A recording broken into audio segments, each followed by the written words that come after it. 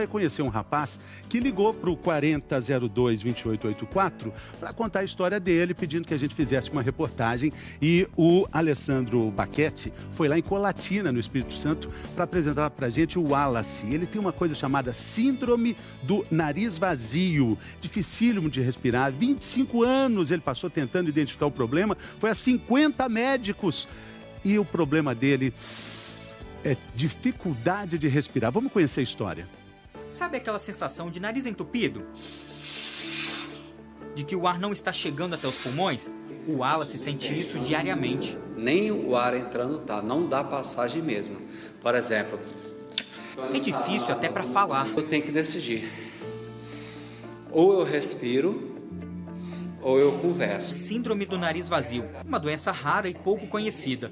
No caso do Wallace, é consequência de uma cirurgia para corrigir um desvio de septo, que não deu certo. Perfuraram o septo em 2 lugares, os cornetos foram parcialmente amputados. Depois da cirurgia, o Wallace não conseguia sequer respirar.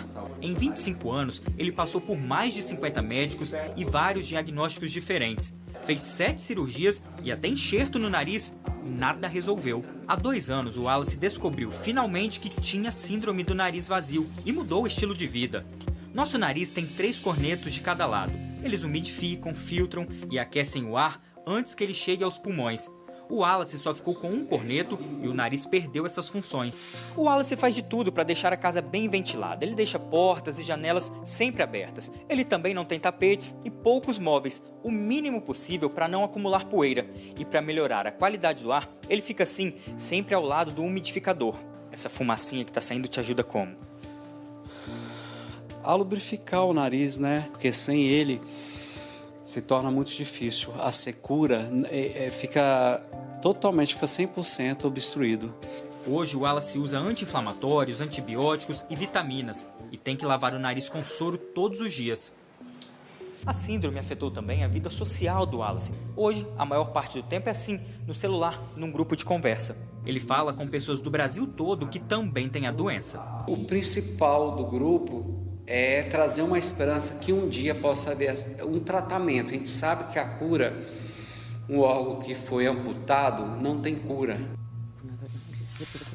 O Wallace faz tudo certinho. Eu tô espantada aqui com a história, conversando com a doutora Francine para perguntar o que a gente podia falar para ele. Antes da gente responder a pergunta se pode ter uma cura, vamos entender o que é o desvio de septo. Porque a gente mostrou o septo lá na primeira imagem, certinho, retinho, dando passagem para o ar corretamente pelas 2 narinas. Quando a pessoa tem o desvio de septo, a coisa muda de figura, né? Exatamente. Então, quando tem o desvio de septo, ocorre uma obstrução da passagem do ar. Então, olhem só. Esse desvio que está sendo representado aqui, ele vai reduzir a passagem do ar por esse lado, pela fossa nasal esquerda. O paciente aqui está olhando para a gente. E nesse caso, olha, Mari, os cornetos dele, quando a gente compara com a outra figura, eles estão também aumentados de tamanho.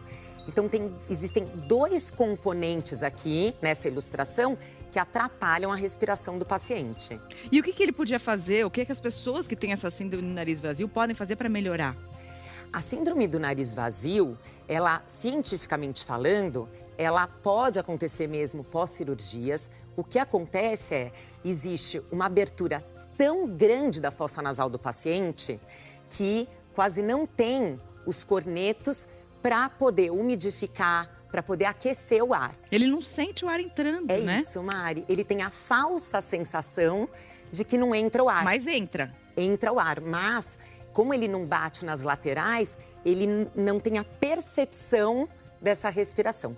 É lógico, assim, a gente não está examinando o paciente, né? Então, podem existir outras causas de dificuldade respiratória, mas na síndrome do nariz vazio, realmente existe até uma cirurgia, viu, Mari, na verdade, que pode ser feita para corrigir. O que a gente faz? É colocar algum enxerto na fossa nasal, é até relativamente simples a cirurgia. E você cria um espaço dentro da fossa nasal, mimetizando, na verdade você cria uma lombadinha, imitando um corneto. Então você com isso tenta fazer com que o ar bata na lateral e ele perceba mais a entrada do ar. Bom, a gente está falando sobre tipos de rinite e ficou faltando ali a rinite senil. Essa aí, ela vem com o tempo, com as primaveras?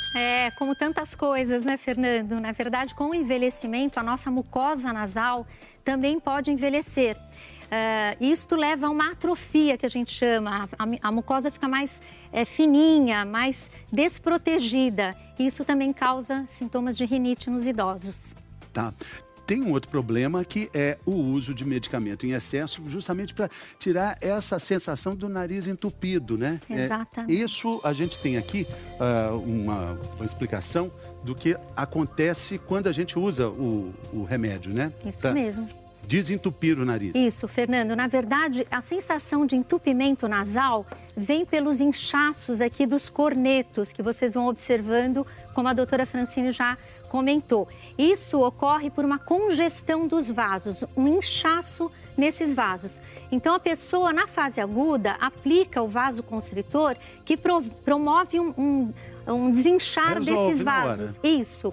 Só que com o uso crônico, esses medicamentos, em vez de trazer benefícios, costumam trazer problemas, levando a rinites, que nós chamamos rinites medicamentosas, que é muito prejudicial também para o indivíduo. E a pessoa não consegue viver sem esse medicamento, Exatamente. né? Fica dependente. E vai usando cada vez mais. E quanto mais ela usa, ocorre o que a gente chama de efeito rebote, mais inchaço ela tem.